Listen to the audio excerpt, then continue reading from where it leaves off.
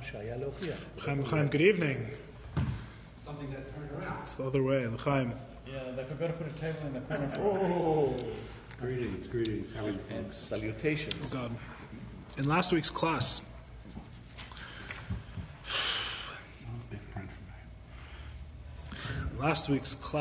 we were discussing. Last week's class was kind of an aside, a little bit, a sort of a parenthetical class mostly. Last week we were discussing how the nature, it's really part of the Alter Rebbe's explanation of the splitting of the sea as his metaphor for the creation of the universe, something from nothing. It's really part of that explanation, but it was kind of a minor detail. And basically what we were explaining is that the universe, when it's created, something from nothing, is really more miraculous and more demanding of God's involvement than the splitting of the sea. Now, you might think that seems obvious, because the splitting of the sea, you're only changing the nature of the water, whereas the creation of the universe, you're literally creating something out of nothing. But we explained that the water has a pre-existing nature, which opposes the new nature that God is giving it. It has a nature to flow naturally. It has a nature of flowing, of not standing like a wall, and God imposes upon it a nature of standing like a wall. The creation of the universe, it's not a new nature imposed on something. It's just nothing which is then created to something. Which might lead us to think, it's obviously not just, it's obviously a great accomplishment, but what it might lead us to something that we can't even imagine, but it might lead us to think that the entire miracle of the creation of the world, something from nothing, is really only in the initial moment. That it's created from nothing into something, which is miraculous. But then something being here is natural, not like a water standing like a wall, which is unnatural. The universe being here, something existing, what's so incredible about existing? And basically what we spent last week trying to explain, a rather subtle concept, and we touched on sort of a lot of aspects of it in a sort of we sort of gave a general overview in a superficial way, but hopefully it was sufficient for our purposes. We explained that really the nature of something is to be nothing, is really what we were explaining last week. We were explaining that the physical universe, the universe as it exists, is not really true. It exists only because it happens to exist. And therefore, its nature is really to be non-existent. Its nature is really nothingness. The universe, so to speak, physical reality has a certain aspect of falsehood to it, because it's not, unlike spiritual realities which are defined by their qualities, they are defined by what they say. The physical universe can exist on technicality in an arbitrary way that does not seem to demand, nothing about the table seems to demand that the table should exist. And we explained that this question of, so why does it exist, is really the founding question of all philosophy. And really what it tells us is that the universe always, it has no real teichen of its own. It has no real content. It has no spiritual, inherent spiritual meaning such that it is self-sufficient, the physical universe. And this indicates that really the fact that there is something rather than nothing is itself miraculous, is itself something which needs a constant explanation. It's like the water standing like a wall. It's actually a contradiction. There shouldn't be anything here. There is no overt justification for anything to be here in the physical universe, and yet something is here. And it is only by God's constant involvement of His energy that the universe is here. That's basically what we spoke about last week. Now, this week, God willing, we're going to finish the chapter. We're going to finish chapter 2 of Shaar HaYichud v'Emunah, of the second part of Tanya. Until now, the general overview is that until now we had chapter 1. In chapter 1, the Alter Rebbe told us, based on faith, based on a midrash, based on what the Torah says and what we learned from the Holy Baal Shem Tov, that the universe is created by God speaking it into existence constantly, and if God were to stop speaking it into existence, even for a moment, the universe would totally cease to exist and revert back to how it was before the 6 days of creation. In chapter 2, we've explained this essentially according to reason. The same point as chapter 1, that God is constantly involved in the creation of the world, and that if God were to cease creating it, it would revert back to absolute nothingness. We have explained this not only according to Torah sources, but also according to reason. We've been trying to understand this idea. And the essential difference, the key to understanding it, in the words of Alter Rebbe, is to realize that the way a human being forms something and the way God creates the world are fundamentally different. Because when a human being forms something, they form it something from something. But when God creates the world, He creates it something from nothing. And through our long explanation, and with our metaphor of the splitting of the sea and the throwing of the rock up into the air, we have come to establish the idea that if the universe is created something from nothing, that necessitates that God must constantly be involved in its creation. Just as the wind had to hold up the walls at the splitting of the sea the whole night, just as the hand invests energy into the rock to make it fly upward, and as soon as the energy runs out, the rock falls back to the earth, so too when God is imposing, when God is making nothing into something that nothing has no potential for, nothing does not have any potential for anything because it's nothing, that's what makes it nothing. When God makes something and He introduces something for which there is no potential, this is, as we have learned, an external imposition. Right? The thing does not have this ability to sustain this new form without the involvement of the one who is putting the form there, right? It's not like the silversmith who makes the silver menorah out of silver and then can go walking in the shuk, because that depends on the pre-existence of the silver. The silver was existing one way before as a lump of silver, and now it's existing as a menorah. So its existence does not really demand the artisan. The only thing that the artisan is doing, that the silversmith is doing, is bringing out the form that was in the silver. He is allowing the silver to exist in a different way than it did before he showed up. That is not like how God creates. When God creates, it's something from nothing. There is no potential for there to be something.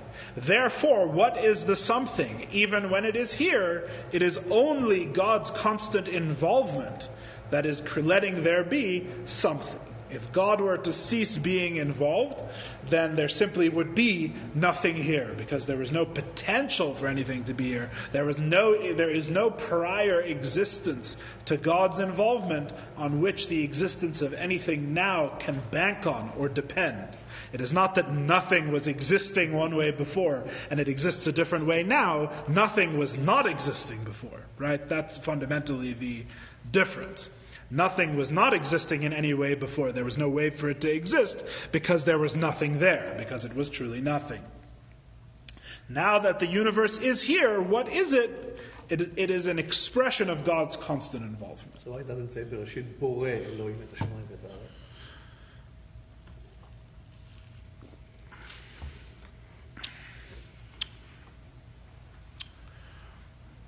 Because the creation that's described in the Sheshes Yemei Bereshis is not something that is taking place constantly. God is constantly speaking the world into existence, right? There's Yehi Er, right? This connects to what we're going to learn today. We learned at the end of chapter 1, right? There's Yehi Er, let there be light. And it's the letters of that very phrase from the Torah that are actually what that comprise the light, of which the light is made up of which the light is comprised. Anyway, what the light is made up of is that letters. The letters is what create the light. Yes, or Yehi Rakia, let there be a firmament, right? It's the letters from that utterance which are actually constantly sustaining it. Nevertheless, we also believe that there was a point at which God first created the Rakia, and that's what's being described in Sefer Bereshis. A simple explanation. There is a point at which that first took place. Time was created at that point as well, as we learned in our previous discourse, right? That there was a beginning to time and all of that.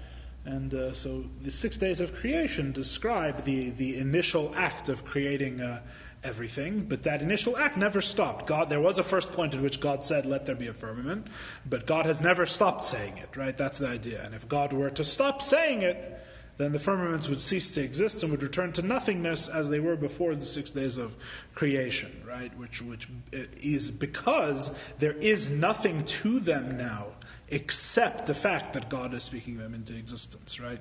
As I put it before in previous classes, if we have nothing plus godliness equals a universe, then a universe minus godliness is truly nothing. Right? It's a simple, as opposed to, it's not silver plus an artisan equals a menorah, then the menorah minus the artisan does not equal nothing, right? It equals silver, it equals something which has the potential to be a menorah. Yes, that's the basic math of it, if you want to put it in mathematical terms. Pity our engineers in Israel. The natural state of all physicality is nothingness.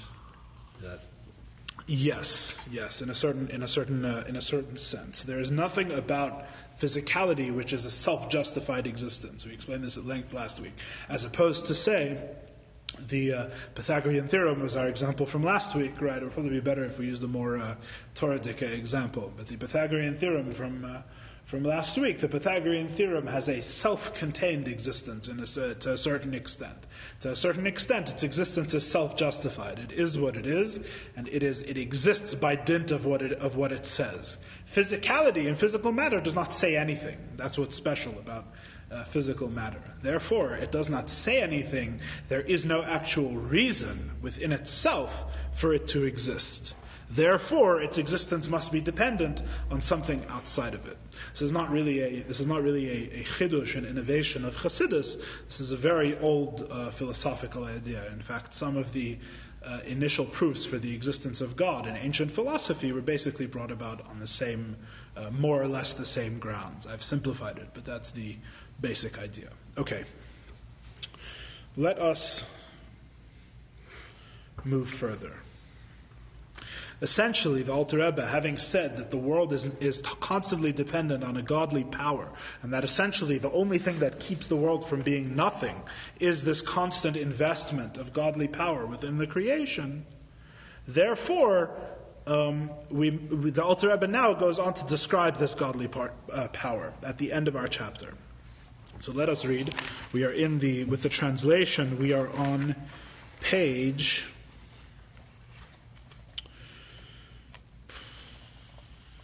848 at the top in the English. 848, it's on the last piece of paper on one side of it. 848 in the English, and Vehein Hein in the Hebrew. Vehein Hein. Top of page 848 in the translation. Vehein Hein, this very power of God, which is constantly invested within the creation in order to create it. Hein, hein, b'chinas esias hadibur. These are the very letters of speech, me'asara maimaris, from the 10 utterances, shebehem nivru, with which God created the world, as I just described, right, and as we discussed in the first chapter. V'al zeh ne'amar, and it is about these 10 utterances that the verse says, V'ata mechaye es kulam. This is a verse from Nehemiah. You give life to all of them, right? Ronnie, in which tense? Huh? In which tense?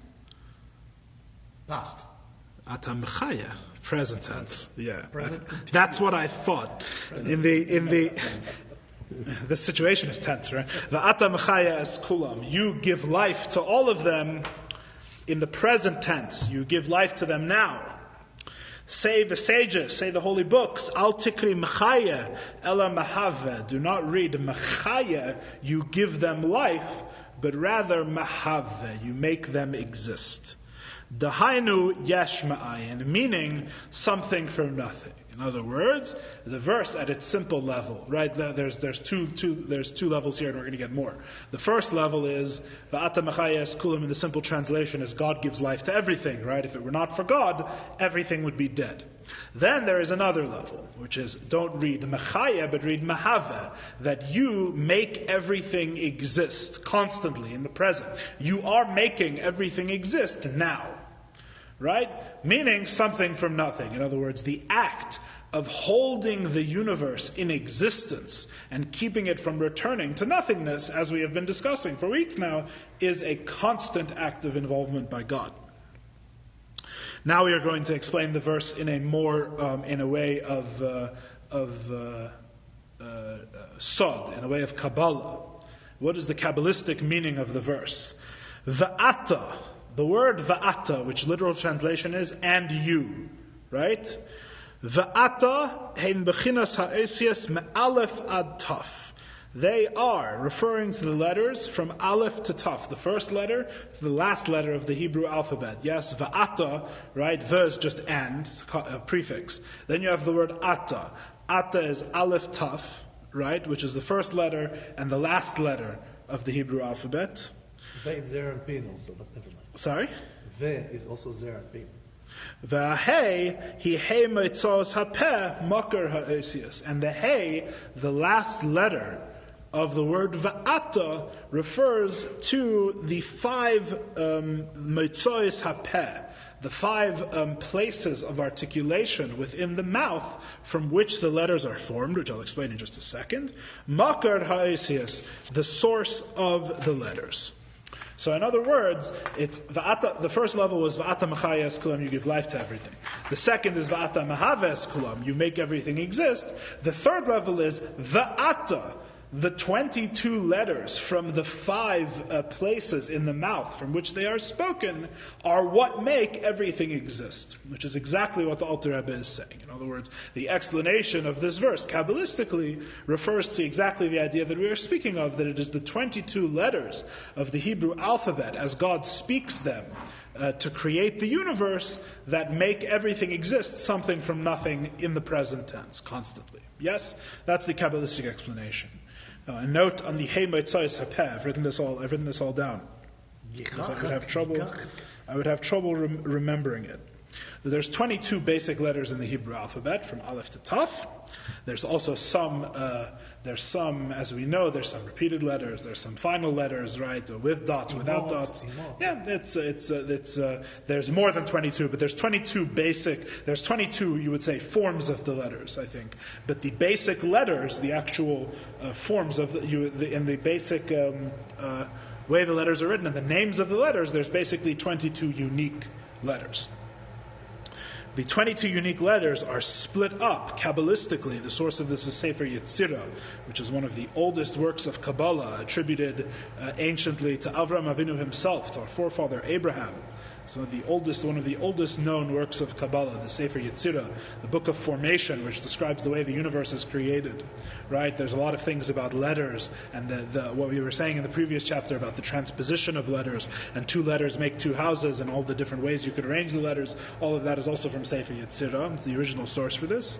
So the Sefer Yetzirah talks about 5 parts of the mouth from which the different letters are come. And the parts of the mouth, like gematria, are a different way of pairing Kabbalistically, and in the gematrias and in Torah, of linking letters together, right? So for example, Aleph and Taf have a relationship, as we know, because there's a system of gematria called Atbash, in which the first is exchanged with the last. So Aleph and Taf have a certain relationship. So that's one way there's a relationship. There's a different way letters are related, which is that they come from the same part of the mouth that they are enunciated from. So Kabbalistically, I'm just going to run through these quickly. I wrote them down because I wouldn't be able to remember them. So Kabbalistically, you have 5 parts of the mouth, and the letters are grouped as follows. You have the Goren, which is the throat, which is Aleph, Ches, Hey, and Ayin. You can think through these as I speak about them. That's where the throat comes from. Then you have the Sfasayim, which is the lips, which is Beis, Vav, Mem, Pei. Yeah. Then you have the Chech, which is the palate, which is Gimel, Yud, Chaf, Kuf. You have the Lashon, which is the tongue, which is Daled, Tes, Lamed, Nun, Taf. come from the tongue. And finally you have the shinoim, which is the teeth, which are Zayin, Samech, Shin, Reish, Tzadik. Reish. Reish, right. Reish. This writer says Reish. Ah, so Reish. the Sefer Yetzirah knew how the Israelis would say it, and that's why. There's oi there? There's oi somewhere? A. All the vowels are missing. One thing, there's something, is oink. Oink. So you have 5 different places of enunciation, right? The throat, the lips, the palate, the tongue, and the teeth. And the letters are divided into these 5 categories. So when we read Va'ata Machaya Es Kulam, Kabbalistically, you make everything exist. The you means the letters Aleph through Taf. From the Hey, the 5 places from which the letters are formed in the mouth. That is Va'ata. Okay, so that's essentially what we're talking about. That's the proof verse. Now the Alter Rebbe continues. We are now on page 849 at the end here. The af she'en loy dmus haguf. Even though God has no bodily likeness, He has no form of a body. Yes? What's the question? What's the question? If you're using all of these things. Yeah. Why, if we're describing the letters by God as He enunciates them in even the letters are physical and speech is physical, but here we're using very physical terms of the different parts of the mouth from which the letter comes. So the question has to be asked. Obviously, God does not have a body nor a form of a body. So why are we saying the letters are referred to the different places of enunciation? God doesn't have a tongue or a throat or lips or a palate or teeth, right? Obviously. Answers the Alter Rebbe, Hare Mikra Mole Davar HaKosov. The scripture is full of the Torah. The scripture says explicitly in many places, Vayedaber Hashem, Vayemer Hashem. God spoke and God said. Right? In other words, Alter Rebbe is saying, if you have a problem with God speaking, don't blame it on me, blame it on the Chumash, right? Right? God spoke, God said, Vayedaber Hashem al Moshe lemar, right? How many times does it say that in the Chumash, right? What is it referring to there? Says the Alter Rebbe. So what's the argument? So the Alter Rebbe says it in Chumash, but what is it referring to in Chumash, right? He bechinas hisgalus hachaf beis esias elyonos leneviim. When it talks about God speaking in Scripture, it refers to the revelation of the 22 supernal letters to the Nevi'im, to the prophets. In other words, when it says God speaks, it is referring to these very letters, the same 22 letters in whose arrangement the world is created. And what does it mean God spoke? It means He revealed those letters in their different formations. He expressed these letters to prophets, to the Nevi'im, to the prophets who had a prophetic relationship with God.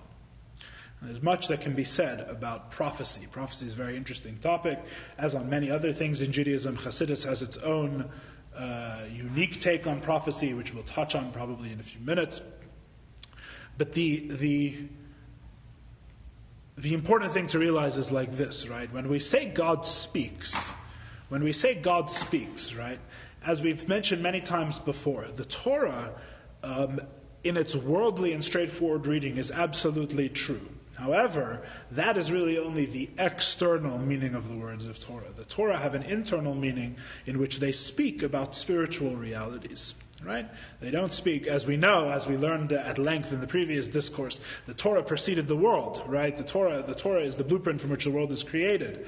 Therefore, when it says God speaks in the Torah, it is talking about something that precedes the existence of a physical mouth or any physical speech at all. So to what is it referring in the spiritual sense? Right? And the Alter Rebbe explains like this: speech in the spiritual sense, right? Where is speech in the makeup of the person, right? So in basic Chassidus, as you learn in any basic Tanya class on the first part of Tanya, right? You have the 10 spheres, the 10 faculties, the keiches and nefesh, the faculties of the soul, which make up basically the fundamental personality of the person, let's say, in a very broad sense, right? The things that the soul is able to do fundamentally, right? Which are essentially thinking and emotional qualities, thinking and feeling, if you want to put it very coarsely. It has an ability to think and an ability to feel. And those are basically built into the soul. They're almost like the body of the soul, in a way. In other words, they're immutable. The soul has these faculties built in. The same way that you have an arm, the soul has the ability to express chesed. Right? It's not that you work to have an arm. It's not that there's an action that you do to have an arm, right? You have an arm just by nature of being you, right? And being healthy and being whole. So to the soul has chesed, and it has gvura, and it has chokhmah, and it has bina, by nature of being a healthy and whole soul. Then there's something more external to the soul. There's 3 acts fundamentally that the soul does, at least 3 acts that are controlled by the conscious mind of the person, let's put it that way. There's 3 things that the soul does. You have machshava, you have thought, dibur, speech, and maisa, action. Speech is the middle one. Right? When we say speech, we have the middle one. What's the difference between thought, speech, and action? Very briefly. The difference between thought, speech, and action in Chassidus is all about the language with which it uses, right? Chassidus says like this: essentially, any time that the soul interacts with anything that is not itself, which really self-interaction is not an action. So really, any time the soul acts in any way, in any sense of the word, the soul is fundamentally communicating. The soul is now the soul which does not need fundamentally to stand in relation to anything other than itself. The soul can be totally self-contained, right? The haraya, what's the proof? You can have a person who's alive, who's, God forbid, has no senses, no ability to move. You could have a person who's in a coma, God forbid, and that person is still alive. The soul can be a self-contained entity and still be there. You can still have a soul. When the soul leaves its private subjectivity and communicates, stands in relationship with something outside of itself, it does this through letters, through asias. Asias is a very, very, very deep concept. Letters. There's a lot about letters in Chassidus, and not just the Hebrew letters, all sorts of letters. And the fundamental thing is that all communication, this is going to be fundamental to understanding this chapter. What do you mean all sorts of letters? What other letters? I'm about to say. This is fundamental to understanding the chapter. I'm not just off on a tangent. All communication, right, involves 2 aspects, which in general in Chassidus you would call eres and kelim, lights and vessels. The reason why lights and vessels are important, and the reason why there's such a huge deal in Chassidus, and they're spoken about so much, is because the divine communication with the world, the human communication of the soul, is a microcosm of the divine communication with the world, right? In other words, the whole way that God is expressed within the world is the same way, more or less, the way the soul communicates, the way the soul acts and goes outside of itself is the same as the way that God goes outside of himself to interact with the world and the universe and the people in it. Yes, and ultimately with us. Right? So, communication, very important. All communication uses light and vessel. Light and vessel. Now, we wouldn't call them these names in our regular day-to-day life. When you use speech, which is what we most commonly think of when we speak of communication, which is interesting and a point that I will explain in about 2 minutes, when we use speech, we use what are called the Osiyas Hadibur, the letters of speech, which are the actual sounds, right, which I am thinking of to use to convey my words, and which I'm expressing outwards. You receive the sound, and in this sound is conveyed meaning. The sounds are the letters. The sounds are the vessels, / letters. The meaning of the sounds is the light. The meaning of the sounds is the light, because really, for you and me to truly interact, it's really the 2 meanings that need to touch each other, right? In other words, in speech, the whole idea of communication is not just that you hear random sounds. Random sounds are not meaningful. It's like radio waves. You put the information on the radio waves. And Exactly. It's the same similar idea. All communication works this way. Yeah. There's something which is fundamentally in and of itself not meaningful, such as sounds. There's also ACS of ksav, right, of written letters. There's carved letters, all sorts of letters in Chassidus, right? So there's written letters.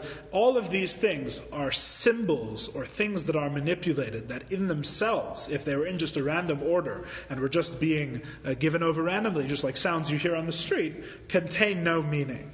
They become communication because they are arranged in a certain way and used as a vessel whereby there's actually meaning in this vessel, in a semi-miraculous process, a very, very hard to explain process, whereby these words actually have meaning, and you can actually establish a connection between two souls, albeit perhaps an imperfect connection, right? Because there are many things that run deeper than words and cannot be expressed properly in words. In fact, probably very few things, if you really want to explain them and fully in their depth, could really be explained in words. But nevertheless, you can establish a real connection between two people in this method, as I'm speaking to you right now. The sounds convey a meaning. So I cannot convey meaning to you without using some sort of letters, because of the very fact that our souls are fundamentally private, which is another way of saying you are you and I am I, and there's no way that I can become you, right? That's the very definition. By definition of what we are ourselves and not the other, right? Putting aside things you may have heard in Chassidus on this time, it's a whole, not for now. I'm speaking regular now. I'm speaking to you, grob, coarse, regular everyday life. You are you and I am I. And the only way that we communicate, I cannot give you myself as it is. Myself is incommunicable. So what do? I rearrange these letters, and on the letters, within the letters, is conveyed a certain form of meaning. Now, there's thought, speech, and action, all forms of communication. What's the difference between them? The letters of thought are letters that cannot be shared with anyone else. That's the difference. The letters of thought are really for sharing with yourself. When you think of something in an active sense, when you turn something over in your mind, right? You have an inner voice and an inner vision which sees things as well. There's also images, can also be letters, by the way. Your inner thoughts and your inner convictions, these are letters that cannot actually be communicated. Right? So thought is for self-communication, communication with oneself, right? Speech is communication with the other, right? Speech takes those letters and externalizes them, right, in an imperfect way. Very, very hard to convey your thoughts fully in speech or in words. Very, very difficult. Speech conceals more than it reveals. Right, yes, the classic idea. Action is, in my opinion, the weirdest and actually the hardest to understand, because action, the communication, is to the vessel, right? Thought, you're communicating with self. Speech, communicating with other. Action, my communication, the means of my communication is the chair, and with what am I communicating? With the chair, as I move it, right, back and forth. Action. The action is the fundamentally the action, the vessel of the action is the object of the communication as well. We're not dealing with action now. It's a whole other topic. Anyway, so when it says God speaks, right, all of that will become more important in a second. So when it says God speaks, what does that mean? It means that God takes, thought comes first, then speech, then action is always the order, right? God takes his self-communication, right? He takes the letters of his thought, which are private and within him, and which cannot be communicated to the other. And he takes them and he expresses them outward to the prophet, right? That's what speech is. That's what speech is spiritually. So the Alter Rebbe is saying that just because God doesn't have a physical mouth, right, don't think that he can't speak. Of course he can speak. Of course God can speak. What does it mean he speaks? It means that he establishes this connection through vessels, right, with another. And in the Torah, when the Torah says, and God spoke, it means he takes the 22 letters, which are what we are, the 22 letters are in Tanya so far, they are our description of the vessels God uses to communicate, the God's speech, God's words, God's letters. Yes? And God takes those letters and he communicates them to a prophet. He externalizes them. What was once private now becomes shared and a communication with the mind of the prophet. Okay, let's continue reading, as we're going to see why all of that was important in a minute. his communication becomes invested, a very important word, or enclosed in their mind and understanding, b'mareh hanavua, in the prophetic vision, in the vision that they see as a prophet, v'gam b'machshavam v'diburam, and also in their thought and their speech. As the verse says, Ruach Havaya daber bi umilasay al l'shoni. That's how it's vowelized. The Spirit of God speaks within me, and His word is on my tongue. Right? In other words, Alter Rebbe is saying that the prophet does not just convey he doesn't see something and then convey his own message to the people. When the prophet speaks to the people, it's the words of God that are speaking within him. A point that will be very important in just a moment. Now, I know there's a lot of sort of preface to the explanation. Kamaisha Amar HaArizal, as the Holy Arizal said, B'Shar Nevuah, in the portal of prophecy.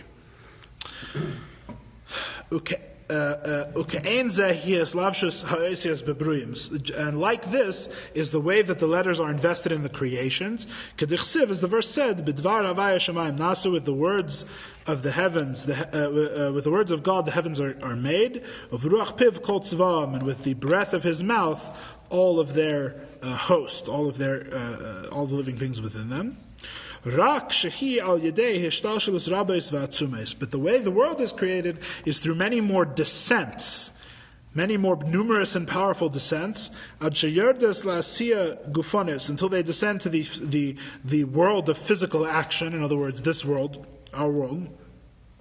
As opposed to the understanding of the prophets, is in the world of Atzilus as it is invested in the world of Bria, the holiest of worlds, as it's invested in the next world, the world of creation, the second of the four worlds.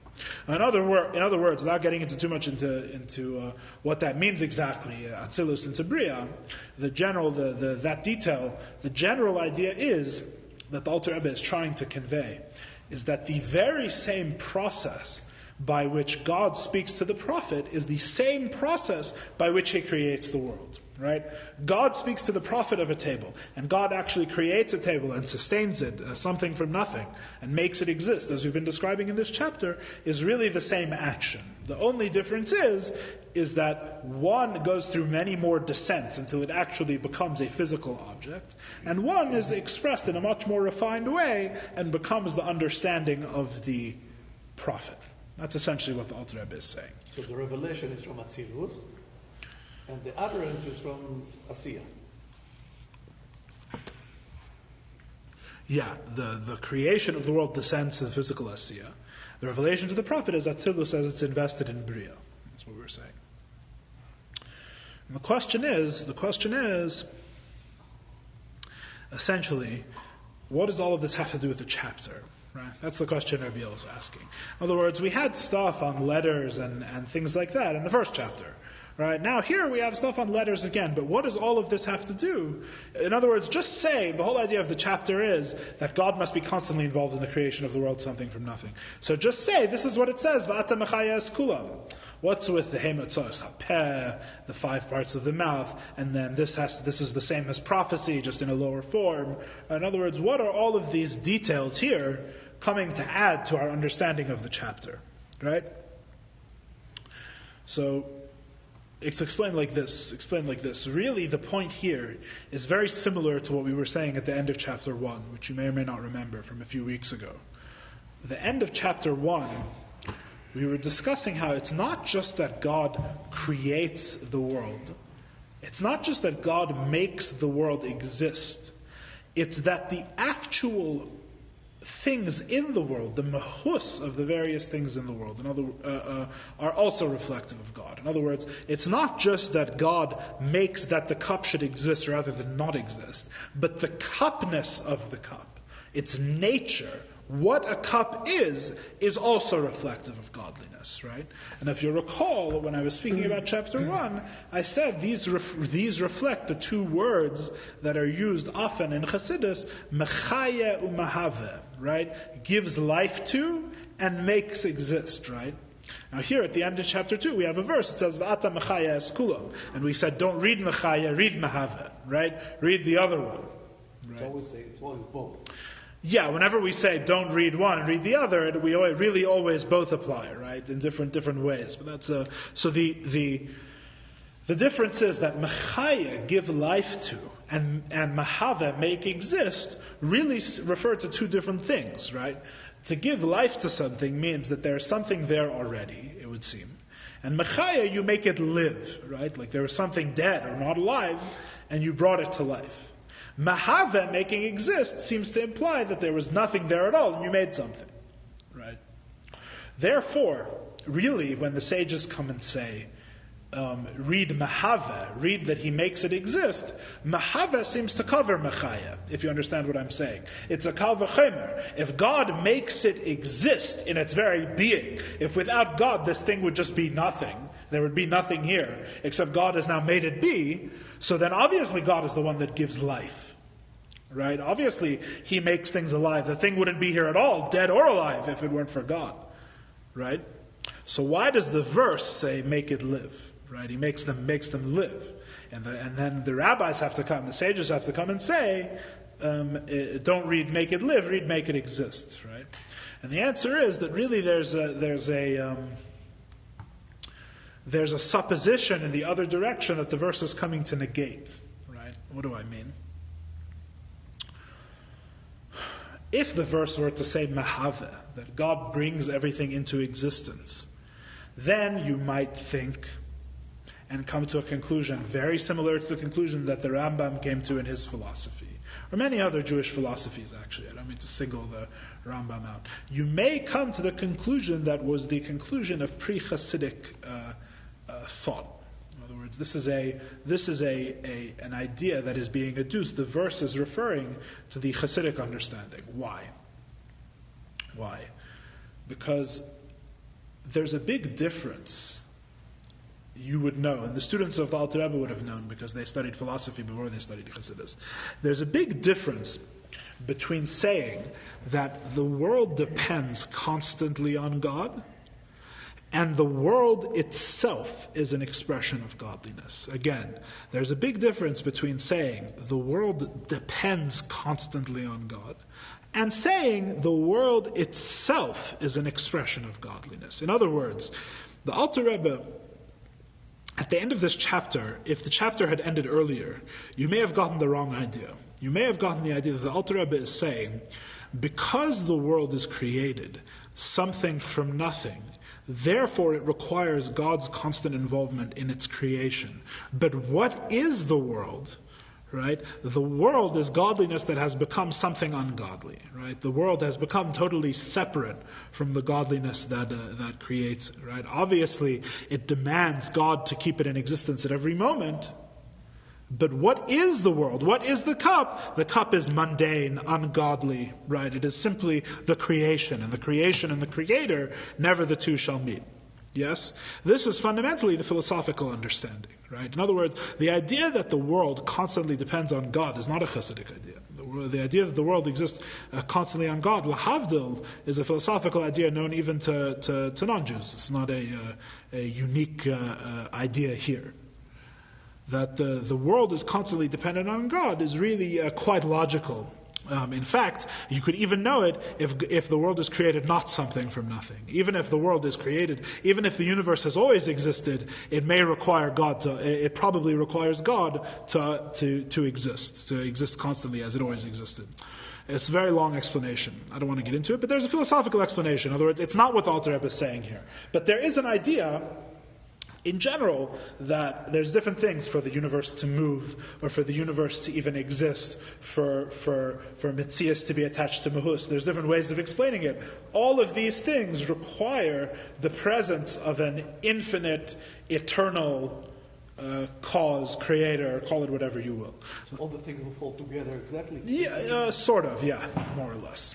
There's different ways of explaining it. We could talk about it more outside of class. Anyway, the Alter Rebbe is not saying that idea. When the Alter Rebbe is saying that the world is created something from nothing, and therefore requires God's constant involvement. He doesn't mean, as will become very clear in chapter 3, which is why this makes sense to me personally, as a segue, as the transition from chapter 2 to chapter 3 of Tanya. The Alter Rebbe emphatically does not mean that the world depends on godliness, but is the world and is separate from him. The Alter Rebbe means, and what really this idea means, we're going to get into its depth in the next chapter and really get into this idea. We really mean that what is the world, not what does the world need to exist, not what allows the world to exist, but what is the world itself and everything in it, and the mahus of everything in the world. What is the cup and what is the table? Yeah, in their cupness and tableness. In other words, not as some removed spiritual explanation, but in the thing as it is now, the actual physical object. What is it? It is godliness and an expression of God. And everything else is godliness. 1 second. So so therefore the verse says mechaya. The verse says mechaya. It says God gives them life, which in other words, God gives them their nature. Their nature is godly.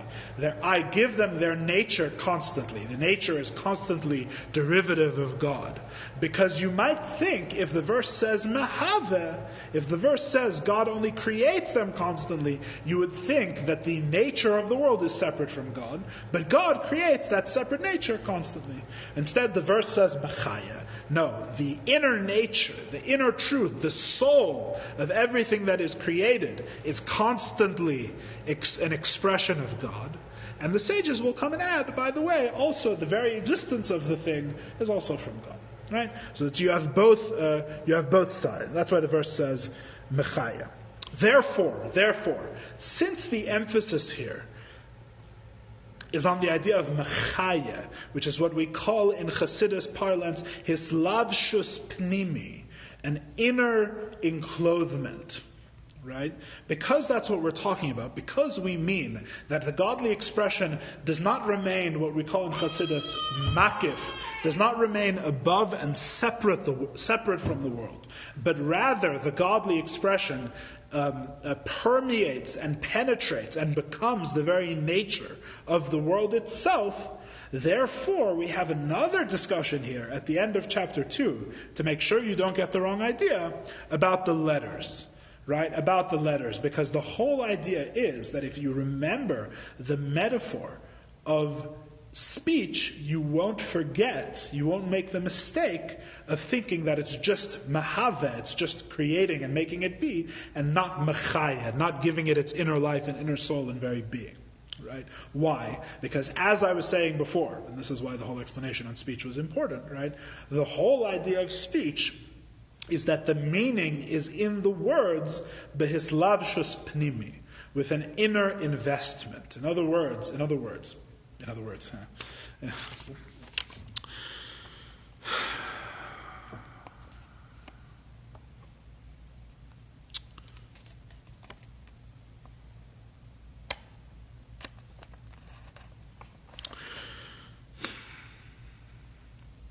words,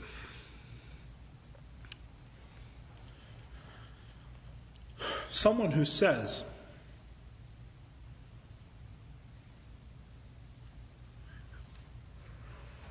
well, let me put it this way. When you speak, and in speech that communicates, you have meaning before you have speech. You have letters before you have speech. Letters could be in a chaotic arrangement. They don't have to be speech. The letters are just letters, right? They gain their meaning when the two things are put together, right? When the idea is invested in the letters to make words and sentences and convey notions, right? So no one would say, even though the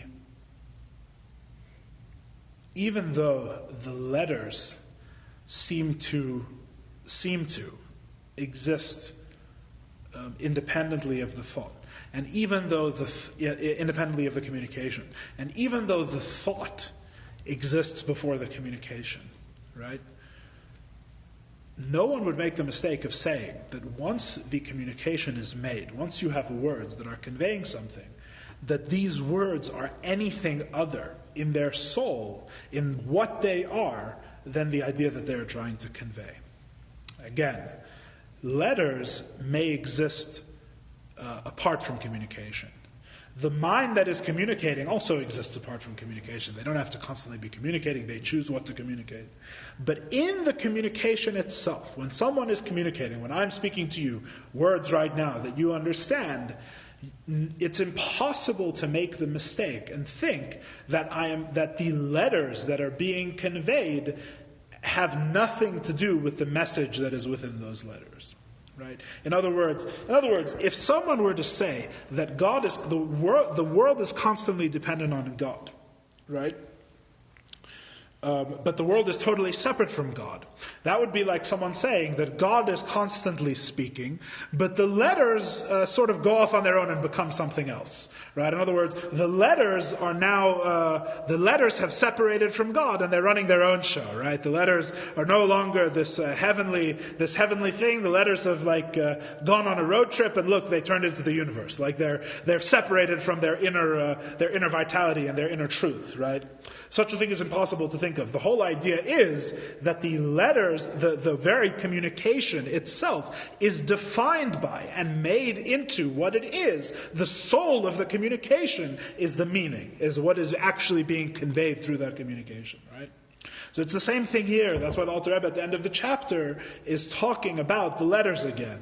Because the whole idea is, don't think from this whole chapter about his havus, that the world constantly depends on God, that I mean the world and God are two separate things, but one is totally dependent on the other. That's not what I mean. The world is speech. You can never forget it's speech. It's totally inseparable from the meaning that is being conveyed, right? The individual words, God says the word kos, right? And the letters and the meaning become the actual cup, and there's no mistaking the cup for being anything other than an expression of God. Right? The cup cannot run along and become something else. Right? That's the whole point of speech. Another metaphor that's used in Chassidus for this light, which is Mamale Kol Amin, the light that's invested within the world, is the light of God we're talking about. Another metaphor that's used is soul and body. It's the exact same thing, right? In a living human being, unless something is terribly wrong, God forbid, right? In a living human being, your arm does not run along. The arm is not understood in any context other than being a thing through which the soul expresses itself.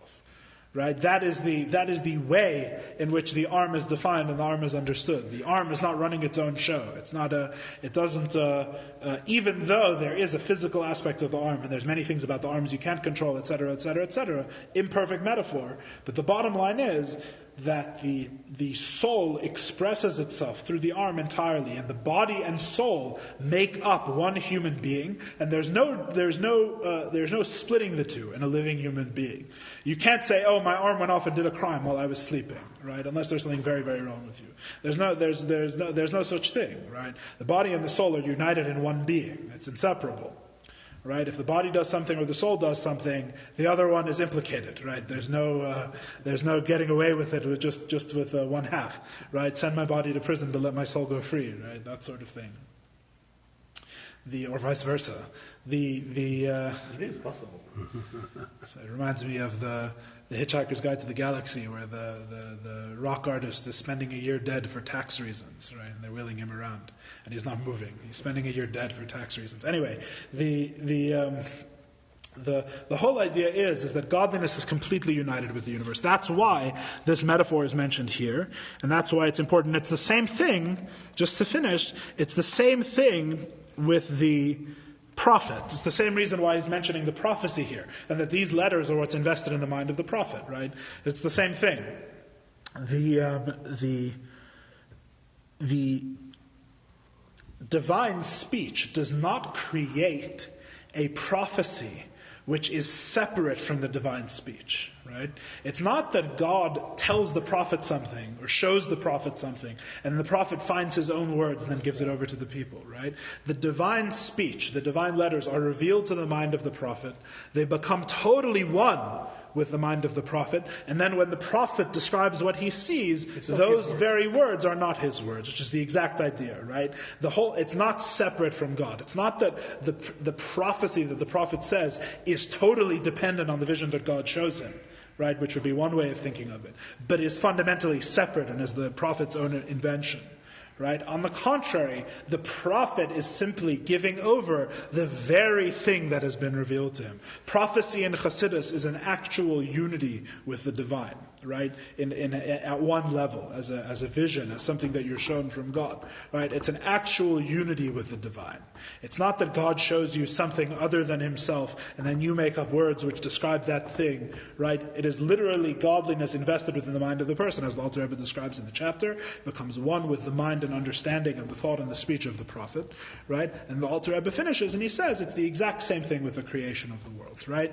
Don't make the mistake of thinking mahave, of thinking that God creates it but it's separate from him, right? What we're really talking about here, and as will become, as said, this is a transition into chapter 3, which God willing will start next week. The understanding is totally different. Really, our statement in chapter 2 about the world depending on God, everything that we've said so far, really leads us to a conclusion of what the world is as a total unity and totally an expression of godliness. There's nothing else to the world, to an extent that, God willing, through chapter 3 will arrive at an understanding of just how far the Alter Rebbe, just how radical the Alter Rebbe is being in what he's saying, of how united the world is with godliness. So the Alter Rebbe is saying here at the end of chapter 2, don't make the mistake of thinking the world is separate from God but dependent on God. It's united to godliness? It is godliness. It's united with God. What? You said united with godliness. Yeah, the world, it's united with godliness. In other words, the world is an expression of God. There's different ways of putting it. Depends how you want to put it. No, but it is godliness. So what do you mean united with godliness? Fine. Yes, you're right. The world is godliness. The world is a godly expression. In other words, when I said united with godliness, I mean the physical world as we normally think about it, right, is totally, in its definition, united with godliness. That is what I mean. But you're right. Every aspect of the world is itself godliness. It's really a different way. Yeah, godliness united with itself. There's different ways you could say it. But yeah, that's the fundamental idea. And that is the idea, God willing, that we're going to learn more about in chapter 3. So what are all the